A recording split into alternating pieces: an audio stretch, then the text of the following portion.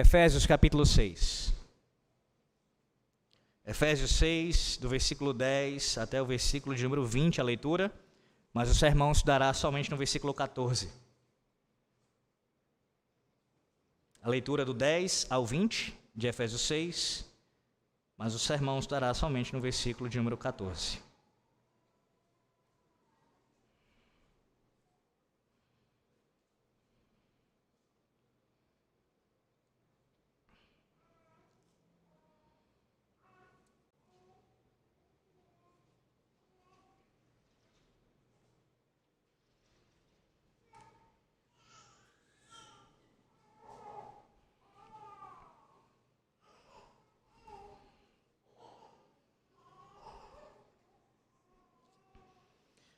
Assim diz o Senhor nosso Deus: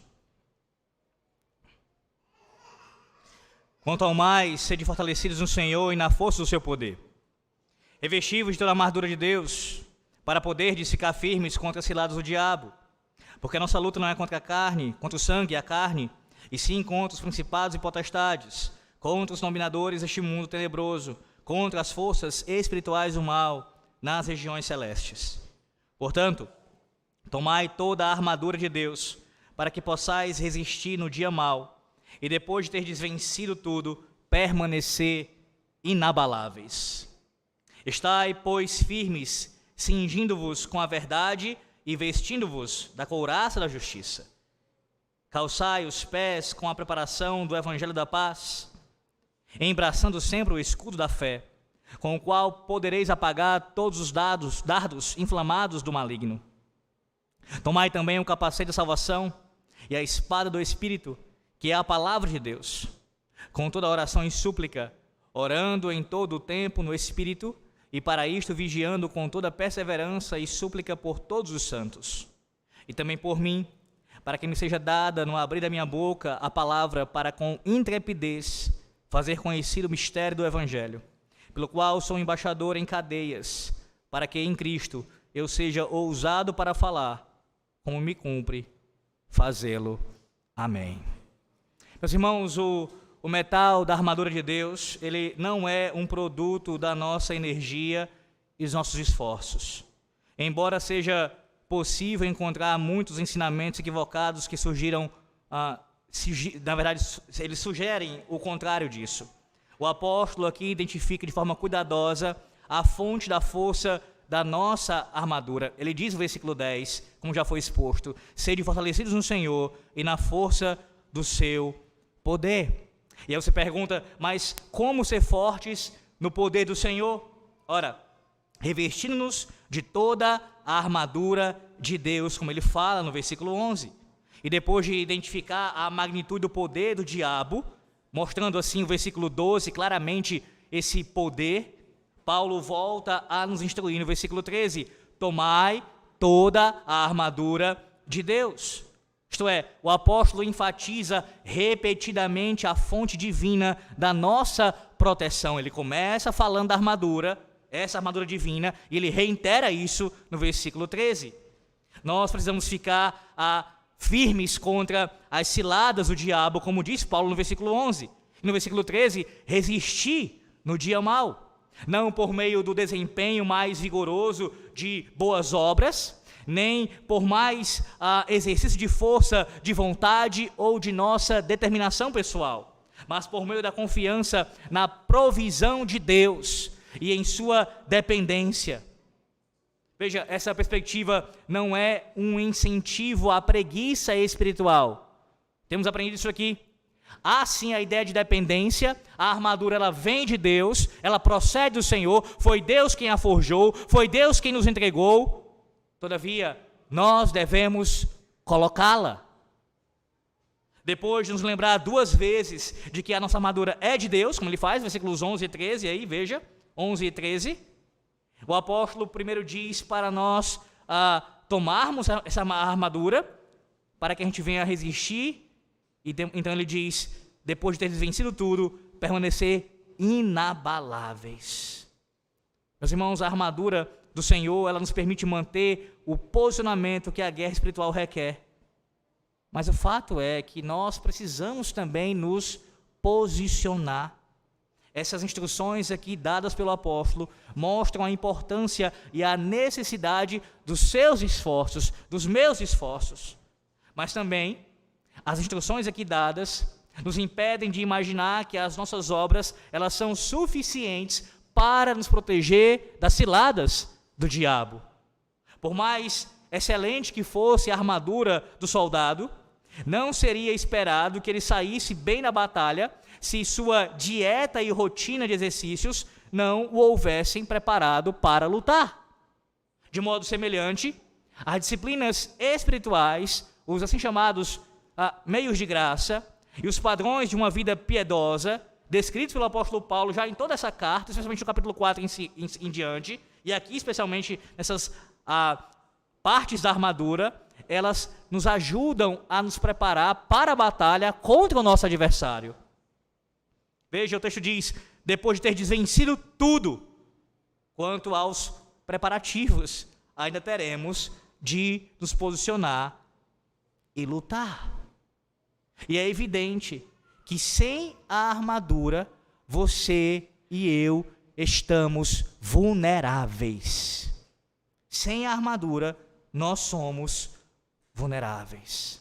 Portanto, preparar-se para a batalha inclui necessariamente se revestir dessa armadura.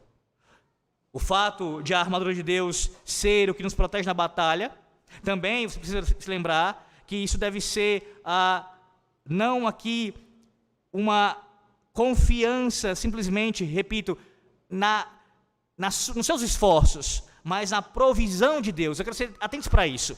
Você tem que lembrar que a armadura aqui descrita, ela é a provisão do Senhor. O que cada peça aqui significa, foi Deus quem já lhe concedeu, e você já possui essas coisas em Cristo. Deus já lhe deu toda a provisão necessária para as ciladas do diabo. Lembrem-se que o último sermão tratou de forma bem detalhada acerca de várias ciladas do diabo. Agora, o nosso intuito aqui, a partir do versículo 14, é ver cada peça dessa armadura. Ou seja, da provisão divina para a tua vida. O que foi que Deus te deu para você combater Satanás? Pois bem, o versículo 14 começa: Estai, pois, firmes, cingindo-vos com a verdade. Estai, pois, firmes, cingindo-vos com a verdade. Observe como é que Paulo começa a descrição dessa armadura. Ele cita aqui o cinturão, ou o cinto aqui. E falando de batalha física, esse cinto ele era fixado ou afivelado em torno da curta túnica que o soldado usava. Dessa forma, a maneira como ele era colocado ali em volta do soldado facilitava a sua locomoção. Essa é a ideia. Esse era o propósito também. Ele usava esse cinto em torno de si, e isso ajudava na sua locomoção, não o impedia de se locomover rapidamente. Ao mesmo tempo que isso acontecia, esse cinto também, ele servia como uma espécie de segurança para manter firme os instrumentos da batalha, como por exemplo a espada, que ficaria ali próxima, ou no caso, junto à sua cintura. Portanto, o cinto citado pelo apóstolo Paulo aqui, como figura da verdade, como essa peça simbolizando a verdade, ele era de fundamental importância, importantíssimo, tanto para essa ideia de facilitar a locomoção ali do soldado, e principalmente para manter bem preso, bem ajustado nele, os seus equipamentos, unidos. Meus irmãos, assim também é no conflito espiritual. A verdade a qual Paulo vinha enfatizando em toda essa carta e opondo essa verdade ao engano, que caracteriza o homem mundano, é a qualidade básica da qual necessita o guerreiro espiritual. Veja como isso é importante. Se você observar bem, Paulo nem começa por uma arma propriamente dita. Um cinto não é uma arma propriamente dita, falando. Pensando assim, não, é uma peça ali que vai se ajustar à sua roupa, mas serve sim na ajuda para as demais armas.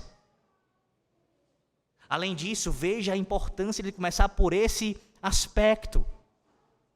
Ele está combatendo quem? Ele está citando aqui o combate a quem? A Satanás, que é conhecido como o pai da mentira. E a melhor forma de começar a falar como combater esse inimigo, que é terrível, que é mais forte do que nós, que é ardiloso e que tem como sua principal arma o engano, a mentira, é exatamente começando pela verdade. Antes de citar qualquer outra virtude, antes de citar qualquer outra arma espiritual, Paulo cita a verdade. Coloque o cinto da verdade, afivele em torno de você, deixe-o bem preso, bem seguro, sustentando a sua vida e tudo aquilo que você tem em suas mãos. Essa verdade aqui, citada pelo apóstolo Paulo, certamente se trata da verdade que é objetiva e ela é apreendida por nós. Sim, a verdade que você precisa conhecer e crer nela. Você precisa conhecer a verdade e crer nesta verdade. Meus irmãos, entrar num conflito grave como esse, um conflito seríssimo como esse aqui contra Satanás, com dúvidas ou com falta de conhecimento da verdade, é como se você estivesse indo para uma guerra aleijado ou cego. Já pensou isso? Um combate físico, corpo a corpo. Você vai despreparado, ou pior do que isso, você vai cego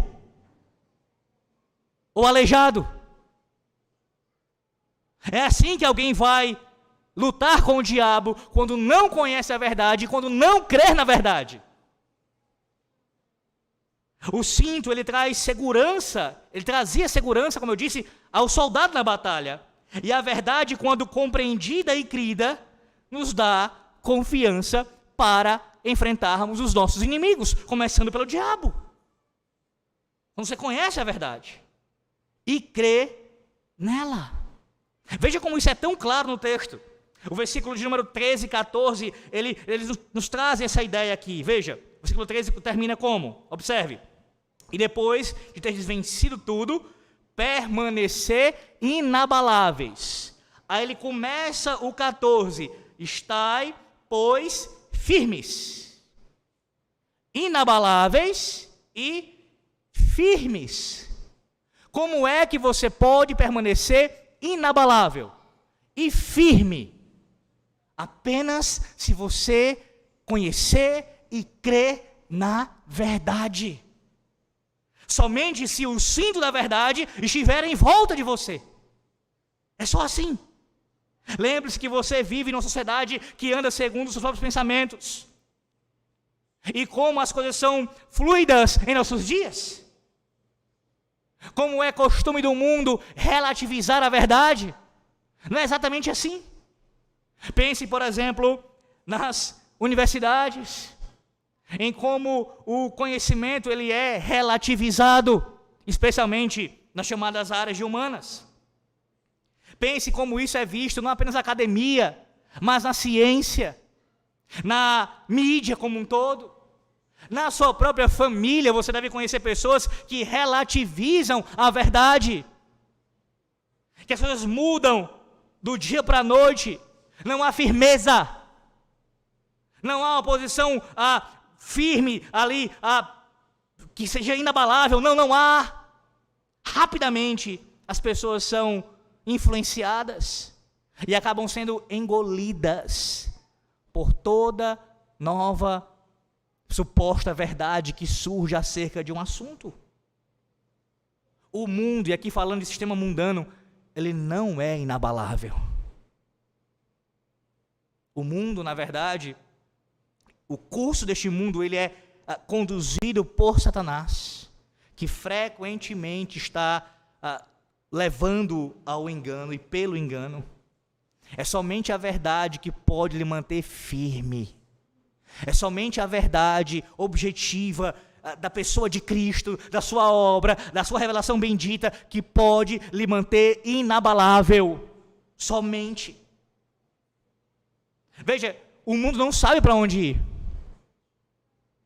Converse, como eu imagino que alguns aqui têm contato, talvez a maioria de vocês, ou todos até, com pessoas ímpias no seu dia a dia, no seu cotidiano. E como é que elas lidam com as questões da vida? Rapidamente, facilmente se abalam. Com os problemas, com os sofrimentos. Surge a possibilidade de um vírus novo lá em outro lugar do mundo, do outro lado do mundo, e a pessoa já está quase que deitada na cama prostrada, se entregando os pontos. Rapidamente se abala. Seja com uma má notícia, seja no sentido mesmo de ser conduzido por uma falsa doutrina, por um falso ensino. Eles não são firmes. E eles não sabem o que fazer. Eles não têm resposta para as questões da vida. Só há um modo de você e eu passarmos por esse mundo que é tão instável, que é tão abalável, de maneira firme. É se nós nos cingirmos com a verdade. Somente assim. Somente assim. Tenha cuidado com as suas próprias teorias, com as suas vãs imaginações. Muito cuidado com isso. Há quem tente enfrentar o diabo dessa forma, com a sua própria capacidade intelectual. Veja, eu não estou dizendo com isso que Deus não nos concedeu intelecto e capacidade mesmo para nós agirmos em nossas vidas. Eu estou falando quando alguém confia a sua vida em suas próprias aptidões. No lugar de usar as armas que Deus forjou e nos entregou e já nos revestiu, ele confia em outras coisas. Pense, por exemplo, em como pessoas lidam na igreja, dentro da igreja, com depressão. Pense. No lugar de ter a verdade, se cingir com a verdade, usar os meios de graça, a palavra, se recorre a tudo, inclusive até mesmo a conselhos de homens ímpios. Não estou dizendo que pontualmente o ímpio não pode acertar, como um relógio quebrado que acerta pelo menos em certo momento do dia. Estou falando que você deve crer na suficiência da verdade de Deus. E é ela quem lhe sustenta, é ela quem lhe mantém. É impressionante como há pessoas dentro da igreja, que são mais propensas a ouvir o que outras pessoas de fora falam acerca de várias questões da vida, não apenas do sofrimento, quando deveriam ouvir a verdade de Deus e crer nela. Sabe qual é uma das razões para isso? Para haver essa rejeição, mesmo por parte de pessoas que professam a fé? Porque a verdade de Deus, ela é confrontadora. Ela é confrontadora, meus irmãos, para todos nós. Para todos nós. Nós não queremos ouvir que a criação dos nossos filhos não está correta, porque a palavra de Deus fala isso, nos mandando corrigir um ponto ou outro. Não queremos ouvir que a nossa relação matrimonial está em frangalhos por conta de pecados nossos, não apenas nosso cônjuge, mas também nossos. A gente não quer ouvir isso. A gente não quer ouvir. Vamos corrigir essa ou aquela área. Nós não queremos ouvir. A verdade confronta. Queremos ouvir, na verdade queremos receber tapinhas nas costas, conselhos amigáveis, pessoas que venham de alguma forma dizer que nos entendem, que se compadecem de nós, mas em momento algum tratam o nosso pecado. Apenas amaciam o nosso ego. Lembre-se de Adão e Eva. Adão e Eva, criados por Deus, perfeitos, sem pecado. E o que aconteceu com eles? De forma específica, o que aconteceu com Eva? Eva foi enganada, mesmo não tendo pecado. Veja, ela foi enganada pelo maligno, pelo mentiroso, sem ter pecado. Quem é você? Quem somos nós para tentarmos confiar em nós mesmos? Se os nossos pais, os primeiros pais, caíram em pecado, não tendo pecado ainda, não tinham pecado ainda, cederam à tentação do diabo, Eva, no caso, por engano, quanto mais nós que somos pecadores, e já temos inclinações em nossa carne para o pecado. Volte um pouco para Efésios capítulo 4. Efésios capítulo 4, eu quero lembrar desse texto tão importante acerca do contraste entre o homem mundano, aquele que está em trevas, em contraste com aquele que está na luz, que conhece a verdade de Deus. Efésios 4, do versículo 20 ao versículo de número 24. Só citando aqui rapidamente, o 17, o 18 e o 19, Paulo fala daqueles que estão com entendimento sobre trevas. Você deve lembrar disso. Os gentios que andam com os seus próprios pensamentos. Aí no versículo 20 ele vai dizer: mas não foi assim que aprendestes a Cristo, se é que de fato tendes ouvido e nele fostes instruídos, segundo é a verdade em Jesus. No sentido de que, quanto ao trato passado, vos despojeis do velho homem, que se corrompe segundo as concupiscências do engano, e vos renoveis no espírito do vosso entendimento, e vos revistais do novo homem, criado segundo Deus, em justiça e retidão, procedentes da verdade. É o ímpio que vive numa vida de engano, sendo enganado e enganando. É o ímpio que vive com o pensamento obscurecido e caminha dessa forma, sob a tutela de Satanás. Você, antes de crer em Cristo, de conhecer a verdade, vivia assim, vivia no engano. Mas agora diz o texto sagrado que você abandonou, você está em Cristo, você abandonou o engano, a mentira, e agora você vive na verdade. Na verdade. Veja uma expressão clara da vida de engano do ímpio, daquele que não conhece a Cristo, não conhece a Deus. O homem morto, ele nega o testemunho da revelação geral. Deus, em sua criação, ele anuncia a sua verdade, de que há um Deus único e verdadeiro, e criou todas as coisas pela palavra do seu poder. E o ímpio nega isso, ele abafa esse testemunho, ele se entrega ao seu coração enganoso e abafa a verdade divina. Diferente do ímpio, nós que conhecemos a palavra de Deus, conhecemos a verdade, nós aprendemos que é impossível compreender qualquer coisa nesse mundo à parte de Cristo. É impossível. Lembre-se do que Cristo fez em Lucas capítulo 24, versículo 44.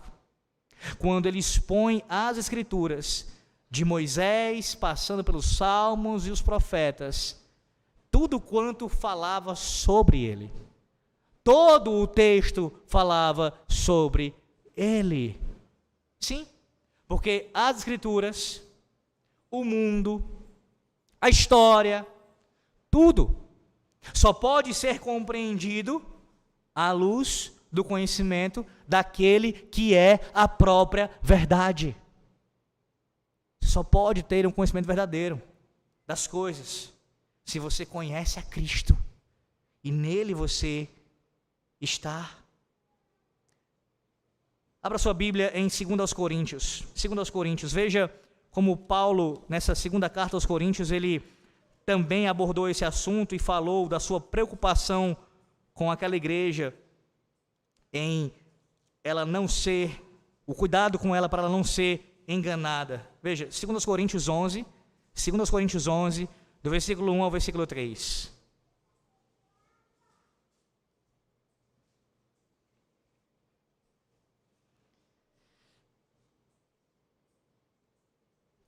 Diz assim: quisera eu me suportasseis um pouco mais na minha loucura.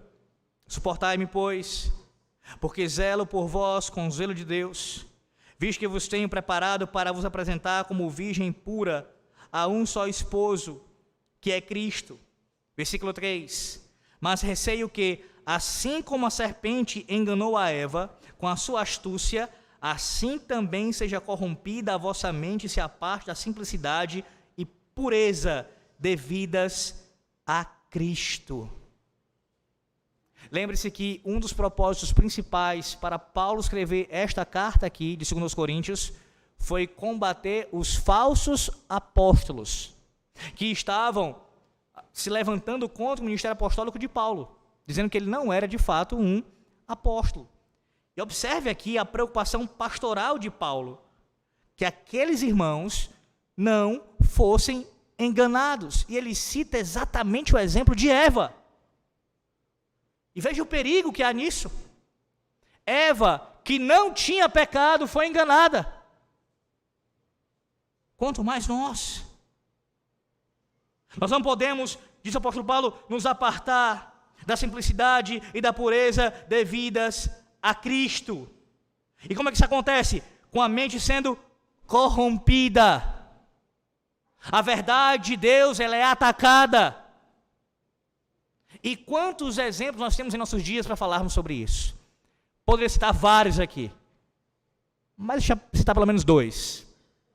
Um que já há um bom tempo, ele é um inimigo da igreja de Cristo, e não poucos têm se enveredado por este caminho, até mesmo tentado associar a fé cristã, em alguma medida, com esta ideologia chamada marxismo. Quantos não dizem que as duas coisas caminham juntas? Quando na verdade você tem ali um próprio inimigo do evangelho. Sim, há homens que tentam fazer esse concubinato. E eles implementam essa ideologia em seus púlpitos. E ensinam abertamente isso, ou então, pelo menos não tão abertamente, citando os nomes, mas de forma encoberta, eles colocam os princípios dentro da igreja. E assim o evangelho vai sendo minado. E a ideologia de um homem, inimigo de Cristo, ganha espaço.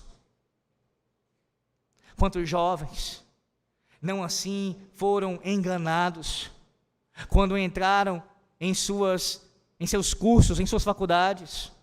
E não há nenhum problema de um jovem cristão estudar numa faculdade assim chamada secular. É claro que não. Pelo contrário, devemos dominar todas as coisas como cristãos e influenciar. A questão não é essa. Mas o ponto é exatamente o contrário, quando você é influenciado e se deixa levar por professores ateus. E sabe por que isso acontece? Uma das razões principais para isso acontecer, porque muitos desses jovens não conheciam a verdade que professavam, muito menos criam nela. Não conheciam, não foram treinados por seus pais, não foram treinados em sua igreja local, e aí o indivíduo fica surpreso, estupefato, porque que tal jovem se desviou por um caminho desse a partir do momento que entrou na faculdade. Ora, ele não se cingiu da verdade. Um outro exemplo, e esse principalmente contemporâneo, não é de agora que isso acontece, mas nos últimos anos isso tem ganhado muita força, não apenas no Brasil, mas também fora, que é a chamada, ou o chamado retorno à igreja de Roma. Quantos não têm também sido seduzidos pelo canto da serpente e ido para a igreja do anticristo, achando que estão indo para a verdade, para a única igreja verdadeira, abraçando assim todas as suas heresias, todas elas, salvação pela fé e pelas obras, o primado ali de Pedro, mas não só de Pedro, mas de uma sucessão apostólica, onde, segundo eles, remonta até o apóstolo Pedro, falaciosamente dizem isso, e assim tem um bispo acima de todos os demais, não apenas é um bispo, mas na verdade é o próprio vigário de Cristo. A própria transubstanciação, que é aquela blasfêmia com relação à ceia do Senhor, a abominação, jovens e outros, até mais velhos, abraçando essas e outras doutrinas da igreja de Roma, sendo enganados. Sabe por quê? Porque nunca conheceram a verdade. Não conheceram a verdade. Eu estava lendo ontem, num blog americano, um homem que se identificou como agora, ele relatou isso, que ele voltou para a igreja de Roma. E falava isso como se fosse uma grande notícia. E esse blog é um blog de confessionalidade puritana. E os irmãos lá começaram a colocar, que lamentável, que o Senhor Deus venha a se apiedar de ti, ter compaixão, entre outras coisas. Outro lá, um pastor da Austrália, chegou a colocar lá uns textos bíblicos de maneira taxativa contra o que ele fez, a apostasia, obviamente. Mas uma das coisas que um homem lá falou, que eu não lembro agora se ele é pastor ou não, ele colocou mais ou menos assim, que nunca ele conheceu alguém que, em oração, lendo a sua Bíblia de maneira diligente, estudando-a com todo ali o desejo de aprender a palavra de Deus, se tornasse católico romano. Para que isso aconteça, certamente ele precisa parar de ler a sua Bíblia e de estudá-la, e dar ouvidos aos falsos mestres das redes sociais, aos falsos conceitos, às ideias de que você quanto mais você é conservador, mais você deve então assim chegar à conclusão de que a igreja conservadora de fato é a igreja de Roma. São falsos. Também, além disso, tantos argumentos falaciosos como a beleza que eles dizem expressar,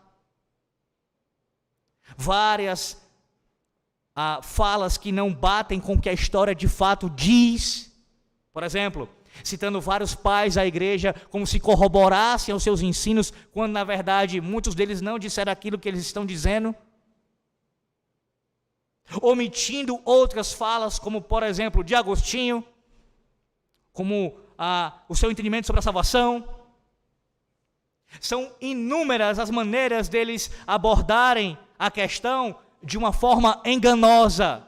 E os incautos que deixaram de ler as suas Bíblias, se era que algum dia leram, e não oram mais, e apenas se colocam debaixo de falsos mestres para ouvirem frequentemente os seus enganos, eles voltam para esta falsa igreja.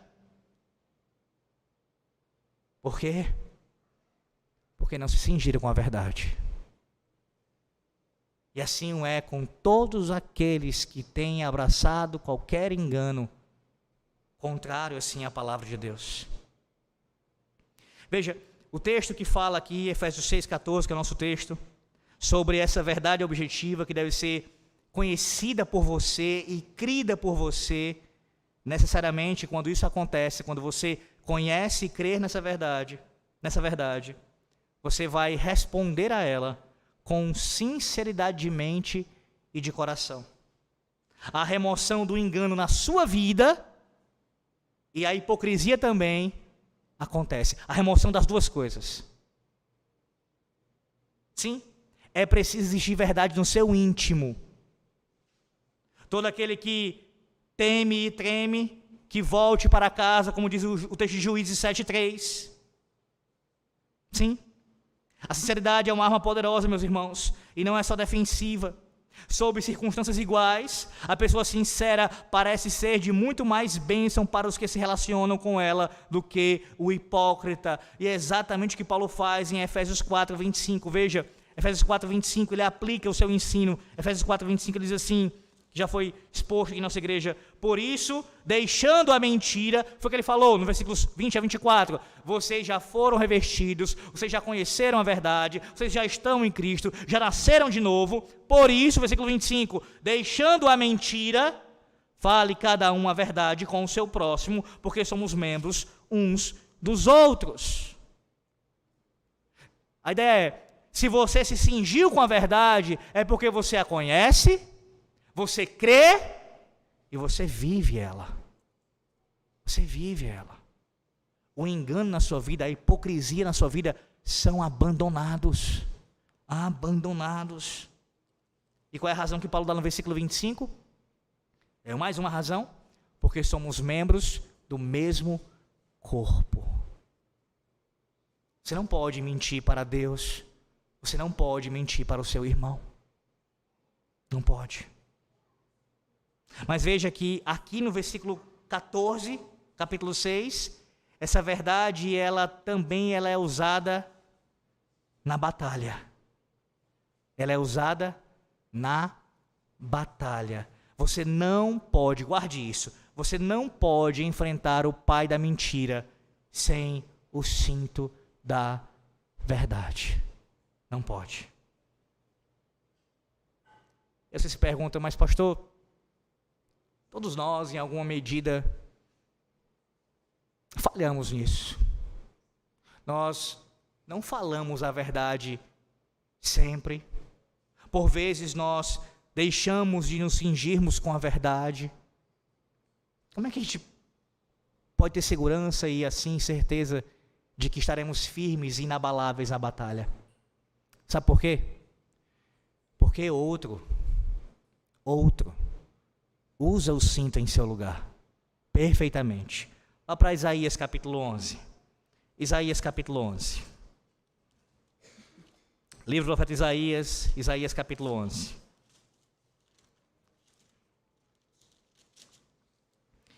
Versículo 5. Isaías 11, versículo 5. Falando do filho de Jessé, do rei, do Senhor Jesus Cristo. Isaías 11, 5. A justiça será o cinto dos seus lombos, e a fidelidade o cinto dos seus rins. A palavra fidelidade usada aqui em Isaías capítulo 11, você sabe muito bem que Isaías, como é um texto do Antigo Testamento, foi escrito em hebraico. Mas é interessante que na Septuaginta, que é a tradução do texto hebraico para o grego, a palavra usada na Septuaginta, que é uma tradução, friso isso daqui, a palavra grega usada lá, para fidelidade, é a mesma palavra usada por Paulo aqui, para a verdade, no versículo 14 de Efésios 6. Sabe qual é a nossa segurança de fato? De permanecermos firmes e inabaláveis contra todo engano, contra as mentiras de Satanás. Não é porque você ou eu usamos o cinto. É porque Cristo usa o cinto.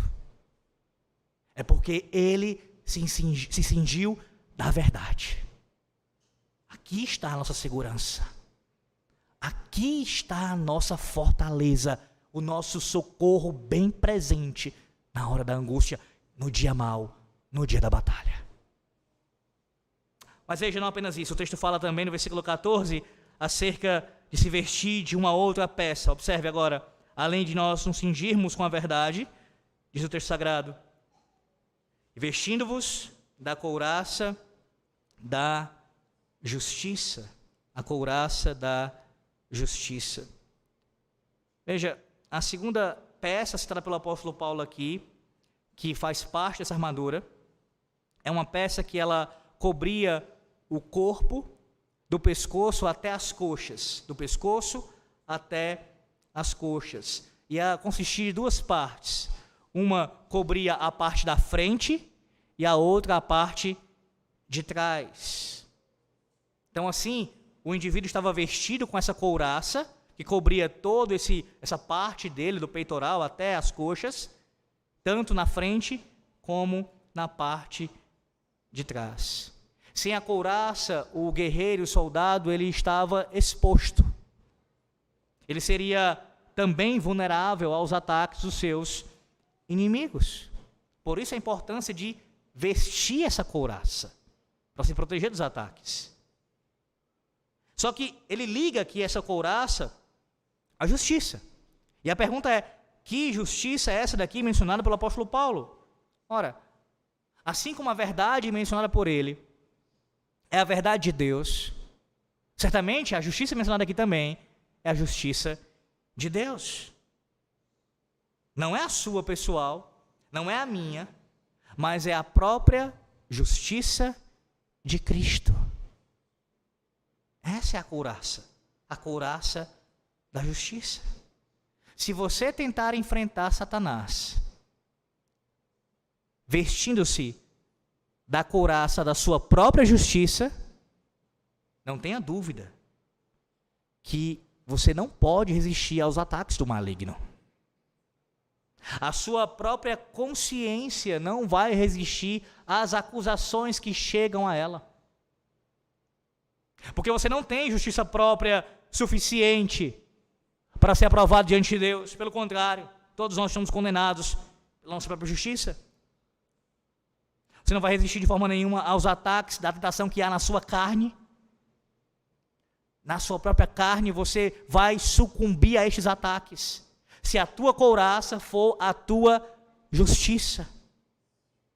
Você quer ver isso claramente num texto bíblico, em outro texto bíblico? Filipenses, só para Filipenses, a carta seguinte, Filipenses capítulo 3, versículo 2, até o versículo de número 9. Filipenses 3, do 2 ao 9.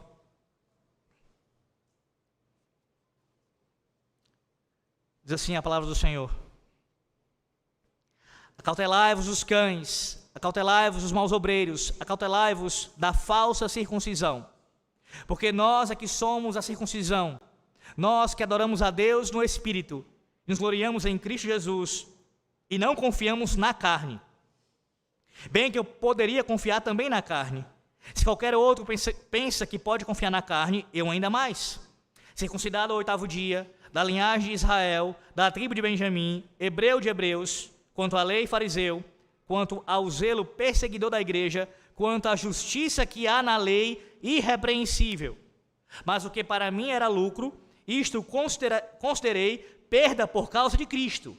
Sim, deveras considero tudo como perda por causa da sublimidade do conhecimento de Cristo Jesus, meu Senhor, por amor do qual perdi todas as coisas e as considero como refúgio para ganhar a Cristo. Versículo 9, e ser achado nele, não tendo justiça própria, que procede de lei, senão que é mediante a fé em Cristo, a justiça que procede de Deus, baseada na fé. Que resumo do Evangelho! Paulo fala claramente: eu, dentre vocês, poderia me gloriar muito mais naquilo que eu tenho na carne. Mas eu não farei isso, porque tudo o que eu tenho, tudo o que eu sou, a parte de Cristo, eu considero como refúgio. Toda justiça própria, pessoal. E ele combate isso daqui, a ideia é essa, o contexto é esse. Ele está tratando dos falsos mestres, os chamados assim, judaizantes, que anunciavam um falso evangelho, de que você deveria ser não apenas um cristão, professando a fé no Senhor Jesus Cristo, mas também circuncidando-se. Ele diz: não.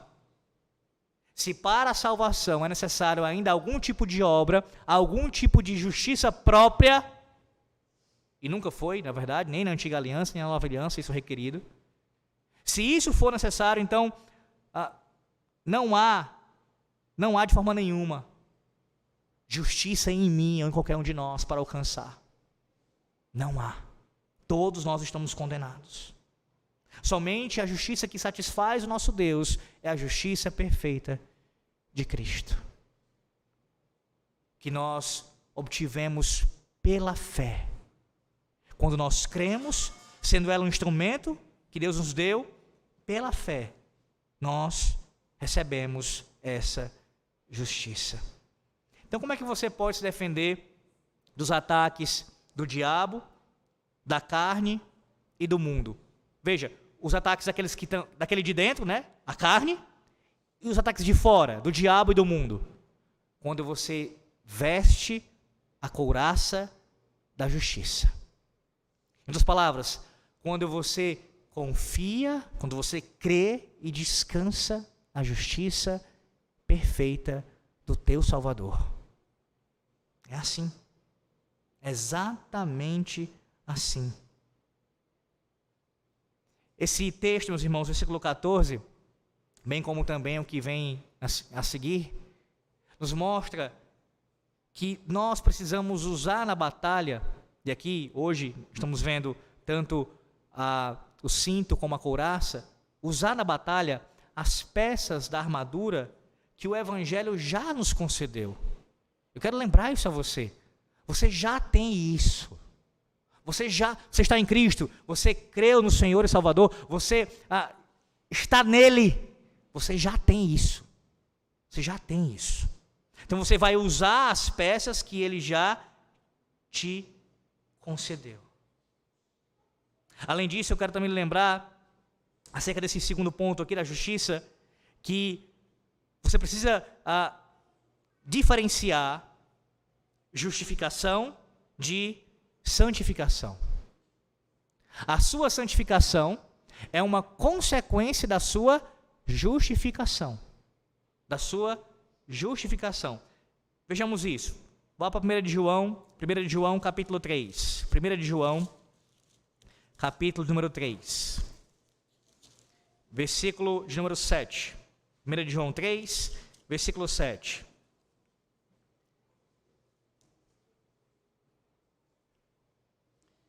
Veja que o versículo 7, ele nos mostra aquilo que nós praticamos, porque nós fomos feitos disso. Ou melhor, nós somos feitos assim e por isso nós praticamos. Veja, versículo 7. Filhinhos, não vos deixeis enganar por ninguém. Aquele que pratica a justiça é justo, assim como ele é justo. E aí a sequência, versículo 8 a 10, João nos mostra o que nós praticamos. Veja, você foi justificado pela justiça de Cristo, agora você é assim considerado como justo, tratado como justo, ou melhor, declarado justo, justificado. E aí vem a sequência, versículo 8 a 10. O que você pratica como um justo, como alguém que foi justificado? Versículo 8. Aquele que pratica o pecado procede do diabo, porque o diabo vive pecando desde o princípio. Para isto se manifestou o Filho de Deus, para destruir as obras do diabo. Todo aquele que é nascido de Deus não vive na prática de pecado, pois o que permanece nele é a divina semente. Ora, esse não pode viver pecando, porque é nascido de Deus. Nisto são manifestos os filhos de Deus e os filhos do diabo. Todo aquele que não pratica justiça não procede de Deus, nem aquele que não ama a seu irmão. Então você foi revestido dessa couraça da justiça, e como consequência, você pratica a justiça. Ou colocando de outra forma, numa ilustração, a tua justificação, ela é a raiz, e a tua santificação serão os frutos. Os frutos. Antes você servia ao pecado, era escravo do pecado, como diz o texto de João, e agora você em Cristo é alguém que se encontra lutando contra o pecado e lutando contra o próprio diabo. E por causa de quem? Mais uma vez, por causa daquele que é chamado na Bíblia de o justo. Isaías capítulo 53. Vá para Isaías 53. Veja isso. Isaías capítulo 53. Veja como é que o profeta fala aqui acerca do Senhor o Salvador.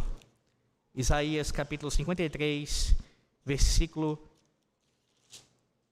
de número 11.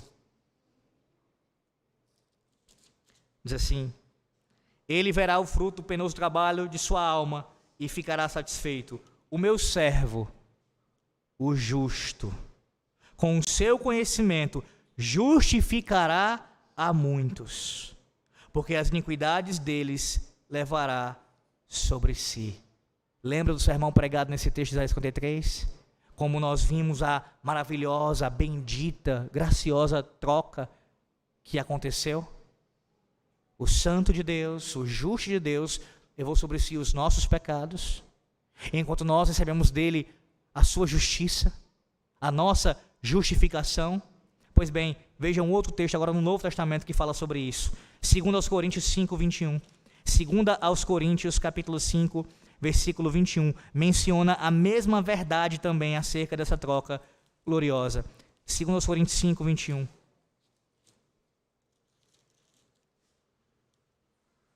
Aquele que não conheceu o pecado, ele o fez pecado por nós, para que nele fôssemos feitos justiça de Deus. Justiça de Deus. A obediência, ela é um fruto da couraça da justiça. Você se vestiu dessa couraça da justiça? Pois bem, você evidenciará isso, a sua justificação, pela sua obediência, pelas suas boas obras, pela sua santificação. Sim, por isso é importante entender a relação entre justificação e santificação.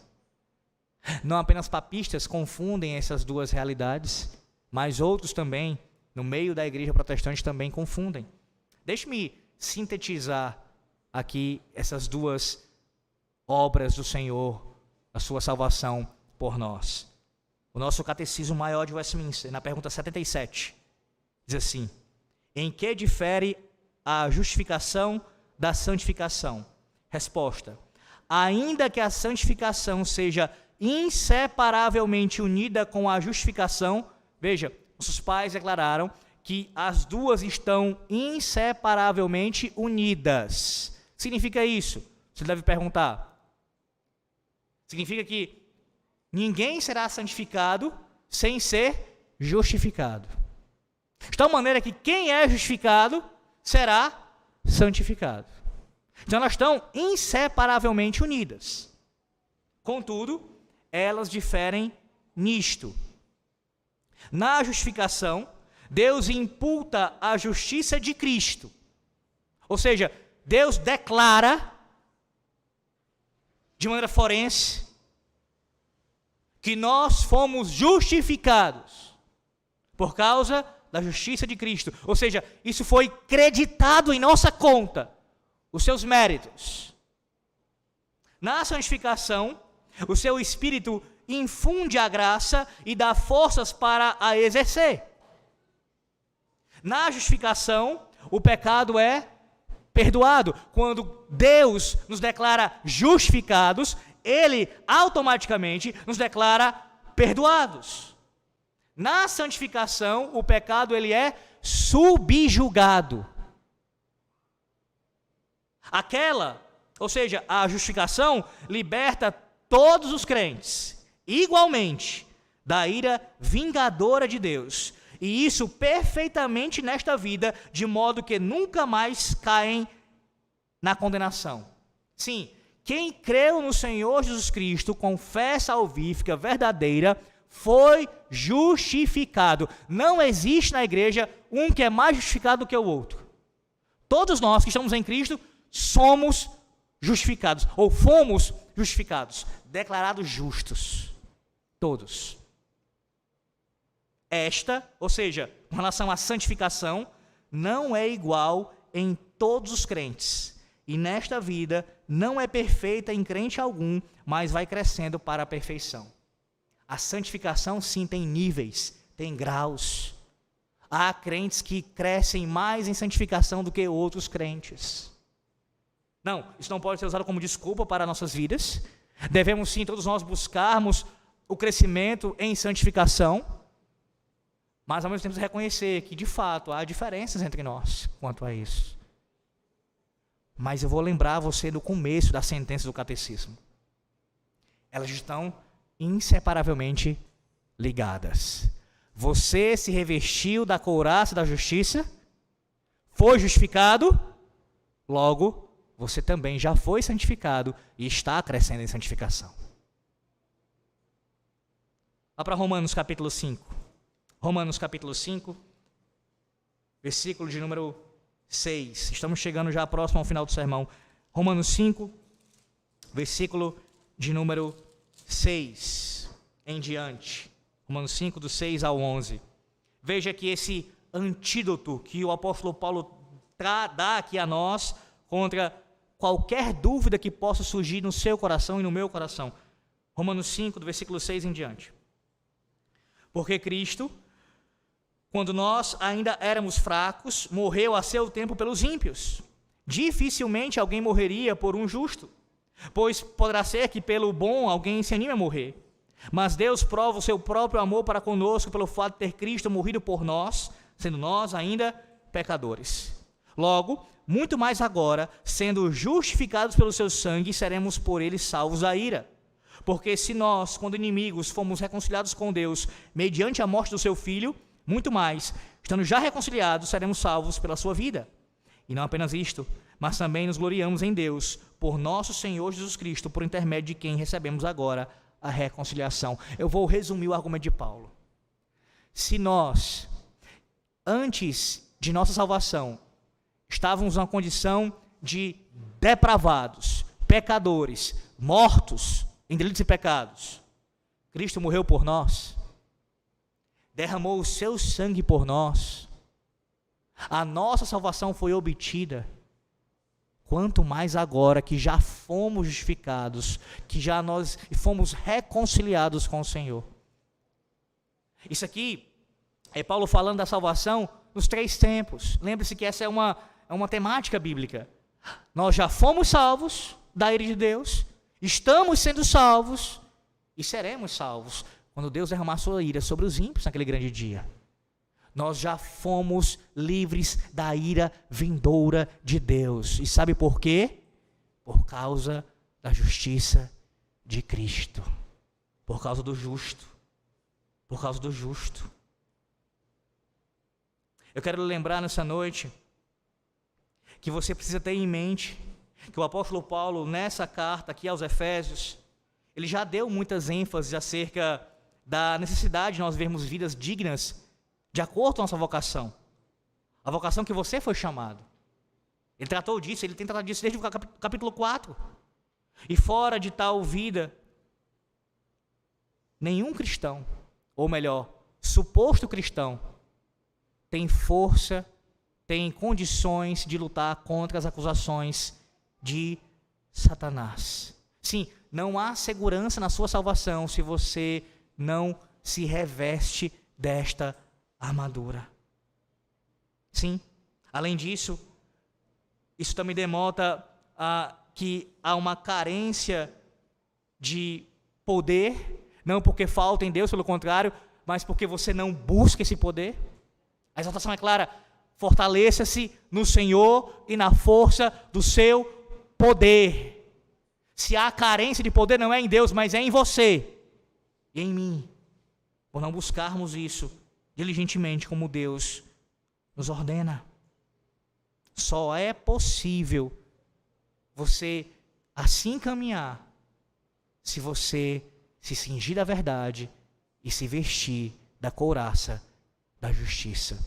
Mais uma vez você diz: pastor, eu ouvi isso nessa noite, e quando eu olho para os meus atos de santificação, eu vejo que eu estou muito aquém do que essa couraça implica, uma vez que fui justificado. Onde há esperança para mim? Vamos concluir com Isaías 59. Vá para Isaías 59. Isaías capítulo 59. Assim como Isaías 11:5 fala que o teu Senhor, o teu Salvador, ele se cingiu com o cinto da verdade, e é por causa do fato de que ele se cingiu com o cinto da verdade que você está salvo. Veja o que diz Isaías 59, versículo 17. Vestiu-se de justiça, como de uma couraça, e pôs o capacete da salvação na cabeça, quem deveremos. Pôs sobre si a vestidura da vingança e se cobriu de zelo, como de um manto. Eis a tua esperança nessa noite. Não é porque não depende da tua capacidade de se cingir com a verdade, ou se vestir com a couraça da justiça, no sentido de buscar os frutos dela, que é a santificação. Mas é a tua dependência, a tua segurança na pessoa e na obra de Cristo. Porque Ele vestiu o cinto da verdade, porque Ele usa a couraça da justiça. É por isso que há segurança para nós. E assim podemos enfrentar qualquer uma das ciladas de Satanás. da verdade que é Cristo, da justiça que procede de Cristo. A Deus seja glória por isso, meus irmãos. Que Deus nos ajude a tomarmos essa armadura de Deus em nossas mãos, em nossos corpos, espiritualmente falando, e assim batalharmos, não somente no dia mau, mas todos os dias em nossas vidas. Amém. Oremos ao Senhor. Ó Deus justo e santo, Tu que és a verdade, nós te exaltamos, Senhor, bendizemos o Teu nome e te damos graças pela pregação da palavra. Agora, Senhor, pelo Teu Santo Espírito, eu te peço que conduza toda essa mensagem do Evangelho da Graça aos corações daqueles que ouviram.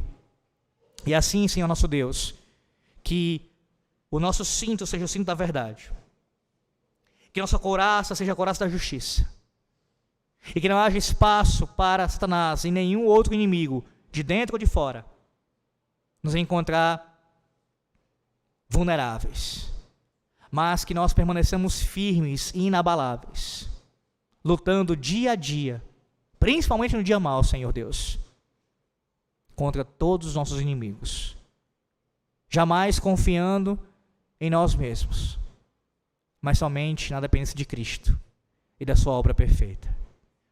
É assim, ó Deus, nós oramos, confiando em Ti, em nome do Redentor, do Senhor Jesus Cristo. Amém.